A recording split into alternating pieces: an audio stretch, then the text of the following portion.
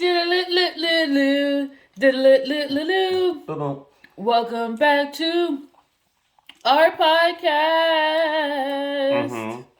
So we haven't done one of these officially in a few months, but today we decided to do one. And today's topic is, would you take money advice from someone without a job? And before we get into it, this really tanges off of Taking relationship advice from people who aren't in a relationship or have never had a good one. yes, but also, excuse me, it is from these YouTube people and TikTok people. TikTok people and people on the internet in general whose job it is selling you the idea that they know what they're doing. Right. And if you listen to them and you put in money where they say to put in money, and you love people the way they say to love people, then you're going to end up like them. But it's all a facade. Right. That they don't have anything. They don't even have a 9 to 5. They don't even have a home. They don't even have a home. They're not paying any bills. They don't know what it's like to work. And we're taking advice from them. And the real question is that this is coming from is, how do you know? Not only how do you know, but is it risque, quote unquote, to ask? I don't think it's risky to ask. Like, that's a solid question. And to me, if someone actually had solid advice for something, they would just tell you, oh, this is how I know, this is what I've done, these are my credentials, you know?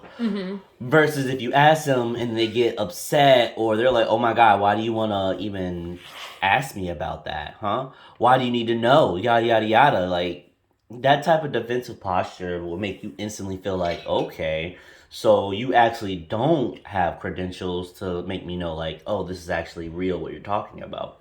So, And then it's also, are the credentials real? Because some people feel like, oh, all because I've never had a job before doesn't mean that I don't know how to make money. Like, look how quickly I got it here. You know? oh, just because I've never made a jet engine doesn't mean I couldn't make one. All I have to do is put stuff together and it should work. Right. No, that's complicated. That is too complicated. But just like a typical person just to be spouting stuff, you know? Yeah. That's like, I just watched this video of this guy who was like, you know, these are aspirin pills and you can actually make them mint flavored. And I was just like, what? So he crushed up a bunch of them, put them in a tube, put in some like menthol liquid or whatever. And then what really had me confused was he was like, and then here's here's a few drops of sulfuric acid. And I'm just like, wait a minute. Wait, you're mixing sulfuric acid with whatever chemical you just put in there with the powder from aspirin, and you're saying this is going to make mint flavored aspirin?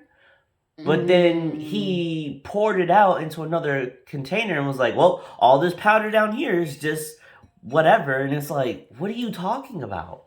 He was making something else, yo. Exactly. Like, that made me feel some type of way because, like, how are you saying you're making mint flavored aspirin? That doesn't even sound like a thing. But then you're like putting sulfuric acid in it and mixing it with something else. Like, is that shit even edible anymore?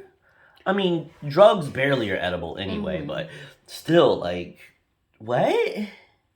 I just feel like and this is also a tangent off of our advice thing and our relationship thing, because it's just like, and our mental health thing. There's so many people telling you the right way to do stuff.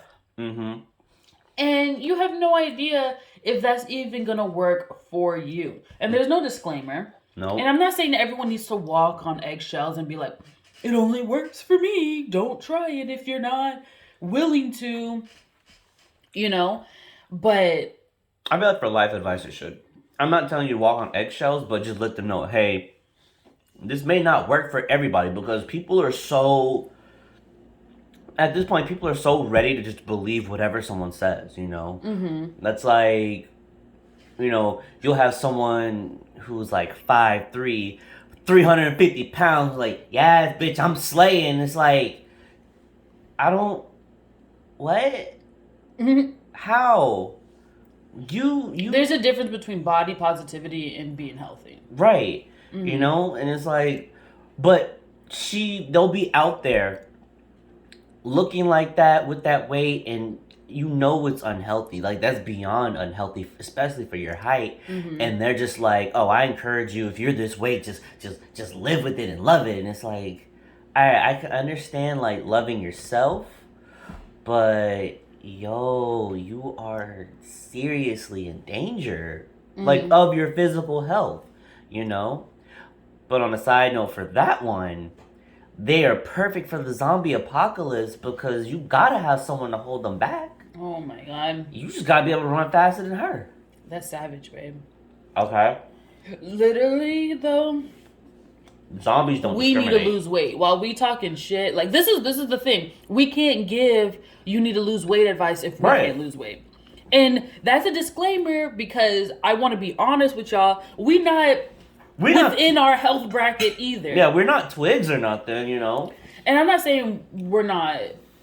I don't want people to be twigs. Like that's not attractive to me. And I'm not saying if you are a twig that you It's have unhealthy or- Yeah, you know what I mean. I want people to be healthy. Point blank. Right. Period. Be within the healthy bracket where you're eating the right amount for your body, where you're not overfeeding yourself or starving yourself. Right. But it's not like we're so far gone. Like, there is a point in your physical health where you'll reach a weight where it's going to be extremely hard even to lose 1 pound, you know? But for us, like, we go up and down. Like, we haven't Yeah. figured out our exact Diet Diet. where we're supposed to not diet because it has to turn into your lifestyle. Yeah, we haven't figured out the right lifestyle for us to succeed in our weight loss journey. You know, like, because I know, maybe not for me, but I know for you, if I just see you walk around the street, I would think, oh, you're healthy. You know, I wouldn't instantly be like, oh my gosh, you a big asshole, or nothing like that. I wouldn't think that, you know? Oh my gosh. But then alternatively, if I saw me walking on the street, I'd be like, okay, you know, he's not like the biggest guy out there, especially for his height, But he got some but going on. he got a gut. He got a gut. You know what? But then at the same time, that's when that weird moment comes in, like, he got a gut, but you know what? I bet you his girl liked that shit, though. Okay. I bet you. I want you to be healthy as well. I know. But that's what I'm just saying, like, you wouldn't, like, seeing us, you wouldn't inherently just be like, oh my god, they're so severely overweight that their health is instantly in danger, you know? But We just need a plan to lose at least 10 pounds. yo, literally, I was just thinking about it the other day. I was just like, I feel like my hair is associated with me so much that now that I'm overweight, that I'm just like, yo, if I lose 40 pounds, I would feel much more comfortable cutting my hair. Is that a real thing? No, like that. That's what I was thinking to myself. That's what was going Are through my you head. cutting it or are you shaving your head? I would have to cut it because there's too many spots that aren't growing in or growing in thick enough, you know? So I'd say I would shave it. but I would cut my dreads to preserve them in the event that after I start shaving my head, my hair decides one day I'm gonna grow in nice and thick like a thick bitch. I could possibly put my dreads back in. So I think it's important for us to start off with 10 pounds. And my goal right now is 40. But to start off, that's it's a 10. huge goal, though. I know. And I really would be going to the gym if this gas thing wasn't popping off. And Yo, it's if like, you live in the South, let me know if people in your city went crazy for this gas thing, because I feel like people were filling up buckets and gallons in the back of their car, yo, doing the most. A Hummer caught fire because they were improperly storing and transporting gasoline in their vehicle. That is the most hilarious American thing ever. A Hummer H3, the most American vehicle possible that you could drive, caught fire I'm so sick of them. through selfishness. The most American thing ever. I love it. I love it. Like, why aren't you just filling your tank like regular and keeping it pushing? Or be like the doomsday preppers. Buy yourself one of those big gas things to preserve your gas. Mm-hmm.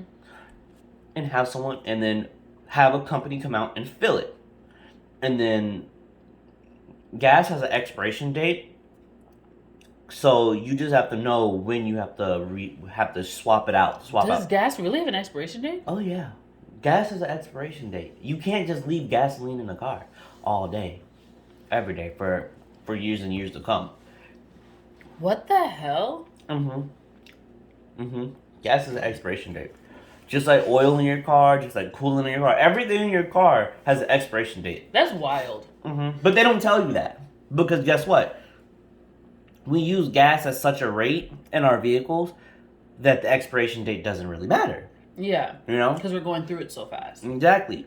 But as a doomsday prepper thought, your gas does have an expiration date. You know? Mm-hmm. So, I mean, it's not quick. Don't get me wrong. It's not like super quick or nothing like that. Mm-hmm. But it could happen. I'm going to put hashtags doomsday at the bottom of this. If you are a doomsday prepper, please let us know if you have a gas thing. And how long is your expiration date with your gas at this point? Right. How soon is it coming up? And did you even know that it was coming Right. up?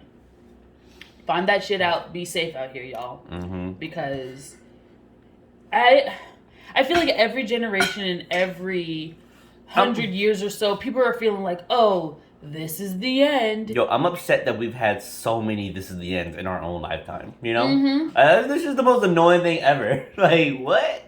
I feel like, I don't know if it's just America or other countries feel this way too, that it just like, everything seems like literally the worst. When was the last time we had a whole year where we were just like, oh, wow, year's almost over.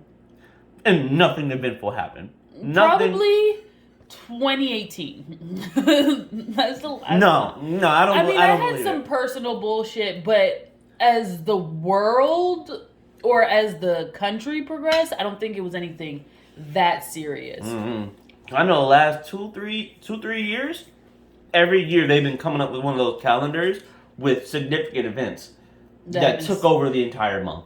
And then, what was it? COVID decided, we got 30 seconds left. Well, COVID decided to take over an entire year, which is hilarious. But, bye guys, we're over. Bye.